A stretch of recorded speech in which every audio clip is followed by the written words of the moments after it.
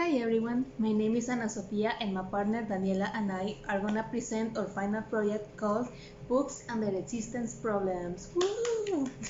Firstly, I'm gonna start talking about the background history. Pugs are an ancient breed of dog that is often associated with Holland, but many historians said they were actually bred in China as companion animals. The term pug comes from the Latin pugnum and pugnum, which means something like fist or fight. This isn't because the pug is a violent dog, it is more because their structure of face resembles a fist. I don't think so, but internet says that. Another thing that I think is kinda annoying about the pugs is their snoring. This snoring is so constant and loud that the owners need to do something to mute the sound so they can sleep. Sometimes they get a room or a part of the house to be cleaned so the dog can sleep there.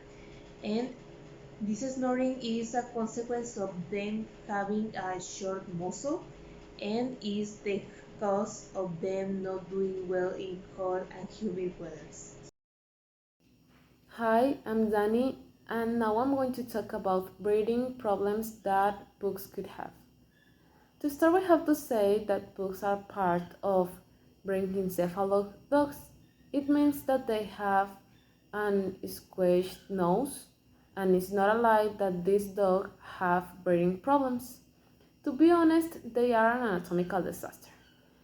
And there are some veterinarians that say that the only time these dogs were not in some degree respiratory distress is when you have them intubated under anesthesia. So, can you believe it? They need to be hospitalized to be able to breathe in a correct way. And in my opinion, is not a good life. Now, pugs have narrower nostrils, narrower trachea, and a smaller nose than other breeds of dogs. And all of these things makes them to suffer breathing problems. It's like, have you ever heard a pug snoring or when they are agitated? They produce a funny noise, but in reality it's not funny because it's caused by the deformation in its body. Also, if you get a pug, there's a big probability that he will become obese because you should have watched his diet carefully. Consequently, you will have to get a vet to help you regulate the diet. Many vets have said the pugs are prone to eye, falls, and facial affections. The pugs have these prominent eyes that need constant checking because it will be a problem if they get dry. Also, all these affections and issues, they tend to live a very long life of 14 or 15 years. One of the reasons pugs are not a good breed to have is because of their separation anxiety. Imagine you leave your house and with your dog inside, you might have been gone for like 15 minutes and the dog, because of the clinging behavior, will get very anxious anyway.